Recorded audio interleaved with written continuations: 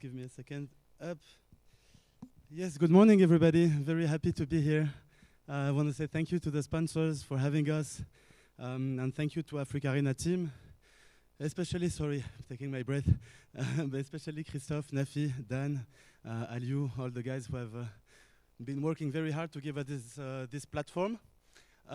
So I have the hard task of opening the sessions today and talking about the state of AI in Africa.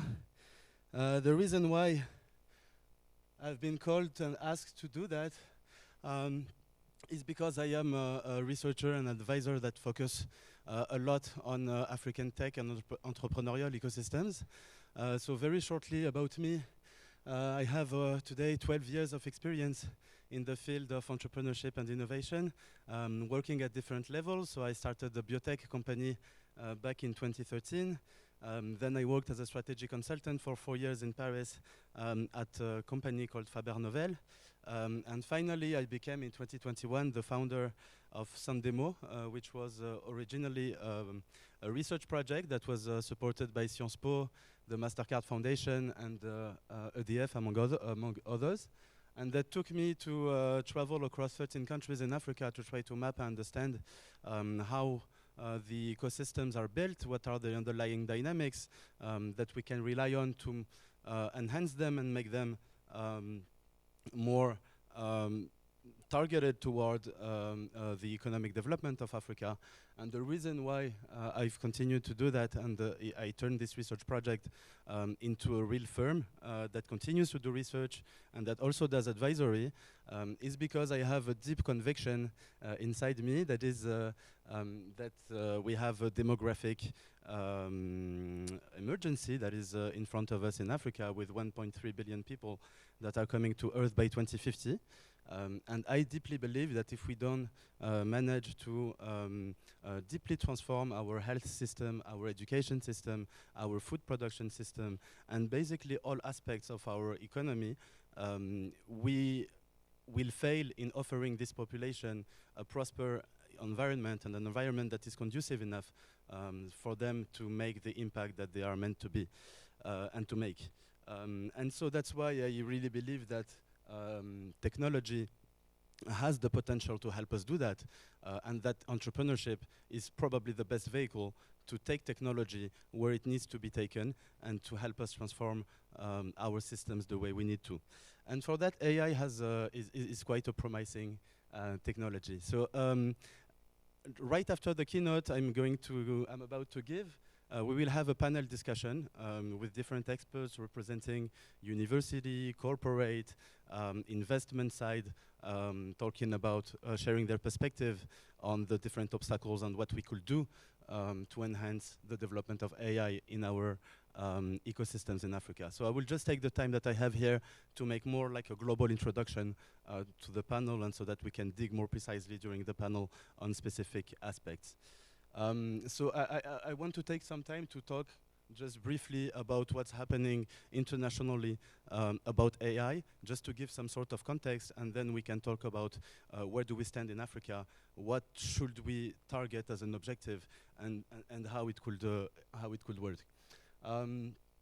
So basically, we all heard a lot about AI these last 2 or 3 years, and it's normal. It's because AI has been now introduced in every tool that we use, whether it is at work or in our daily lives, whether it is the softwares that we use to send emails, to do our accountability, our reporting, to make decisions, or whether it is the social media tools that we use in our daily lives. AI has been introduced everywhere, and we can already see the difference that it's making.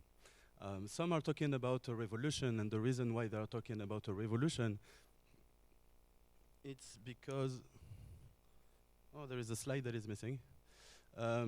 It's because basically there has been a real technological transformation you can see the number. It was on the slide that is missing, but you can see the number of GitHub's project that has been produced in the last 2 years that has been multiplied by more than 100x. you can see a lot of AI foundational models that have been produced. So the same thing happens. So they are about. There used to be about 20, 25 foundational models produced every year. In 2023 only, we reached a crazy number of 150 foundational AI models that has been introduced to researchers, by researchers, sorry, and half of them are open source.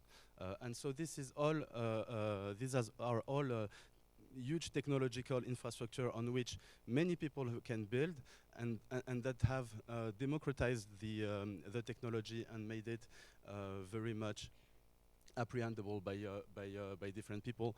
And also there has been a real peak in investments, and particularly in private investments in technologies such as generative AI, for example. And the combination of this technological democratization and the surge of private investments has created this what we call this AI revolution, and the fact that AI products are becoming everyday, can be found in our everyday life. And behind this, behind the technological boom and behind the surge in private investments, there are actually a geopolitical war going on among the world's largest economies that is very much exemplified. Here you can see the private investments in AI by geography, with the US leading the way by far in terms of private investments. And then you have China and the European Union that are trying to fight back. If you look at the AI patent applications, you can see that the curve is completely different. This is the number of patents that has been proposed by China. Here you have the European Union, and here you have the US. Sorry. So as you can see, either on the research side or on the investment side of things, we are witnessing a real war among countries, and it translates into the business life. So AI has become the major topic of discussion among CEOs of Fortune 500 companies, and actually wherever across the world. And these conversations are not limited to a single industry. So in every single industry and every aspect of the business life, AI has become the major topic of discussion in the last 2 years. One important point to consider is that this race is not for everyone. Okay, so this race costs a lot of money. If we look at the capital expenditures of the major industry players around the world, you can see that you have a group of leading tech companies made of Alphabet, Microsoft, and Meta that share around 50 billion of capex that are directed directly to research and development or to investments in infrastructure in AI. And the following group that is far behind, but that also represents huge amount of capex, since we're talking about 5 billion on average. And these amounts that we are talking about, so it's already a huge amount of money, and it's quite crazy that companies today manage to convince investors that it is rational and that it makes sense to invest more than $50 billion in research a year. But actually, it's everything leads us to think that it's going to be more and more, and that we are witnessing an exponential curve of expense, because every AI model that has been developed since 2015 or 2016 costs more and more energy and more resources to be trained, to be developed, and to be maintained. You have a few quotes here. So you have Dario Amodei, the CEO of Anthropic. You all know Anthropic. It's a competitor of OpenAI, that suggests that a single AI model, such as GPT-6, could cost around $100 billion to train by 2027. Moody estimates that just the global data center build-up that we will need over the next few years will require trillions of dollars over of investments. And you have many other examples. Microsoft has just announced that it plans on acquiring a former nuclear plant to be able to produce enough electricity to sustain its data centers and its AI strategy. So we can see here that it's a race that is in proportions and in volumes way above what we can do as African countries today and where we stand. But also there are some raising questions about the ability of these big tech companies to actually produce a business model that will be able to generate enough revenues to cover for these important costs. And Sequoia Capital, for example, has produced last year a paper that was called AI's 200 billion question. And 1 year later, the same article was published, but now the question was about $600 billion because the cost kept rising and we still don't have a clear answer on how to produce the business model that will allow us to earn enough money. And so today, Sequoia Capital estimates that among the big tech, there is a $500 billion hole that needs to be bridged and for which we need to find enough revenue. It's not the case now. And this is why this question and these investments can only be made by these countries and by these large tech companies that we showed earlier. Because basically, if you're not Mark Zuckerberg or Sundar Pichai, it's going to be very hard to convince an investor to keep funding the $100 billion that your research needs, whether you still don't have a business model. And so, given this context and given the amounts of money that we are talking about, given the advanced research that we are talking about, where do we stand now in Africa? Basically, in Africa, we have to play a complete different game, of course. This race is not for us. We will not likely to have our own AI infrastructure on which to be built. And we still have on every aspect that is needed to build a strong AI ecosystems with disparate level depending on the countries that we are talking about. But we still have a lot to achieve. So, for example, if we are talking about funding, I just talked about the crazy numbers that the big tech is disbursing annually. Actually, today, the funding in AI, the total spendings in AI in Africa accounted for $3 billion, which is already quite reassuring. It's not nothing, but it's nothing compared to the amounts we were mentioning. In terms of infrastructure today in Africa, we only count about 145 data centers, among which not all are AI ready. In terms of electricity, we all know the obstacle that this represents, but more than 50% of the sub-Saharan African population is still living off grid. In terms of computing power, which is quite necessary, and which translates into the stock option of NVIDIA recently, we don't have enough computing power that we can rely on. We do have some AI talents, and we see some universities that are stepping up and offering more and more AI-centered programs and curricula, but still we miss enough talent on AI, on data science, and our companies mostly suffer from the brain drain and the international competition on which this talent is put on. Same for data, same for regulation, and of course adoption. But what's optimistic and what is reassuring, and we will have the chance to talk about it in more details in a few seconds or a few minutes with our panelists, is that on almost every of these aspects, we see a lot happening. We see a lot of announcements at different levels that are really going into the right direction. So in terms of funding, the funding is expected to double by 2026. Again, it will not allow us to build our infrastructure or to compete with the big tech internationally, of course, but it's already reassuring, and it shows a commitment from investors, but also from local partners to consider this technology. In terms of infrastructure, we see also a lot of announcement. It will take some time, but we have one example that is super cool in East Africa that is called 11 data center. It's a hyperscale data center that is AI ready, a first of its class and one of the best, I mean, it fits the best standards around the world. You have two hyperscale data centers that have been recently announced in South Africa. And so you have the Diamniadio data center in Senegal.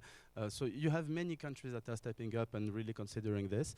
And these announcements are quite reassuring because I believe they can trigger a dynamic on the continent and be an inspiration for the neighbor countries. In terms of regulation as well, we can be proud to have 11 countries now in Africa that have elaborated their AI strategy. That's quite interesting. You have Ethiopia, Nigeria, Algeria, Tunisia. Well, the AI strategies are not all implemented or not all voted yet, but many countries have worked on them and they have established them. So that shows a commitment from the regulators to try to make this environment a bit more conducive. And in terms of talent, we'll get the chance to talk about it in a bit, but as well, we see many universities of excellence that are opening in Africa. I'm thinking about CMU, Carnegie Mellon universities that open in Rwanda. I'm thinking about the African Institute of Mathematical Science. I'm thinking about the super cool AI university that will be presented to you shortly, and many others. And I think that we still have the time now, it's still a good time for us in Africa to ask the question of what AI is supposed to bring to us. What do we want from AI? And I believe that we can consider two large categories of impact. On the first hand, AI can definitely bring a great deal of incremental value, meaning in terms of optimization and increase of efficiency in every single job, every single industry. AI can produce a significant amount of progress, which I believe, and McKinsey believes, can translate into a peak in the GDP of African countries by this increase in productivity. And then you have another category that is way more interesting that you guys in Tunisia know very well. It's more the transformative value of AI, and that has been very much exemplified by InstaDeep. And I mean, this kind of AI applications are different because they clearly have the potential to create a whole new cluster, attracting more talent, being more and more specific, more and more expert into one specific domain, bring together corporates and researchers. And this way, these kind of innovations truly have the potential of having a determining impact on a country's GDP and on the overall AI ecosystem. And we start to see that in Tunisia with InstaDeep, not only because its successful founders are committed to support the ecosystem by investing themselves or in terms of capital and in terms of money, but also because InstaDeep coming back, InstaDeep setting up its operations in Tunisia will create this center of excellence. The people who are going to work at InstaDeep on genomics and in genomics engineering will learn quite a lot. They will have their own ideas and they will find support. Because the founders have gone through this way as well. And this is how a cluster is created and how we can hope that it can trigger a whole dynamic in the country. Again, taking this decision and choosing the area or the category on which we want to focus, we probably need to focus on both, but it doesn't require the same capacities, especially in terms of skill set and in terms of talent development. we all know that from the incremental value side of things, AI will be present, and not only generative AI, will be present in every tool that people are going to use today, but mostly tomorrow. And so people need to be trained to the use of these tools before they get to work, if they want to have a chance to not be, at least be enhanced and be well, yes, enhanced to make the most of this technology. Whereas on the other side of things, it's not the same talent or not the same education program that we need, obviously.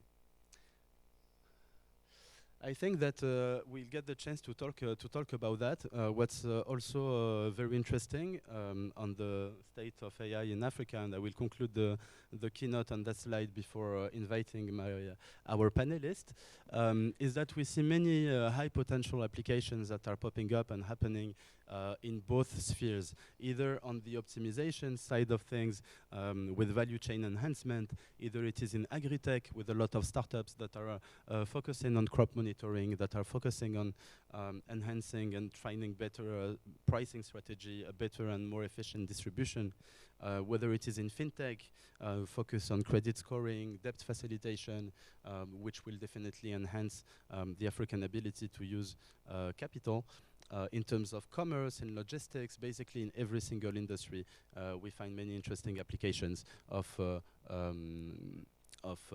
performance enhancements and optimization. And on the other side, we also, as I mentioned, with InstaDeep, but we have many startups, especially in Tunisia, but also in other countries like Ghana, South Africa, basically every country that has a sufficient, like a good enough university landscape. Startups that are focusing on genomics, on cancer detection, on education through different type of technology, smart cities, and I don't want to spend too much time on this because we'll get the chance to talk about it with our panelists in a few minutes. Yeah, and so I guess I will thank you now and take the time to invite our panelists. I don't know if we plan on having questions and answers. Not really, but if there is a question, maybe you can take one. Yes, sure. Is there a question for Abdou Chaoui? And in the meantime, please. Can give a round of applause for Abdou Chaoui. Great keynote. Thank you, guys.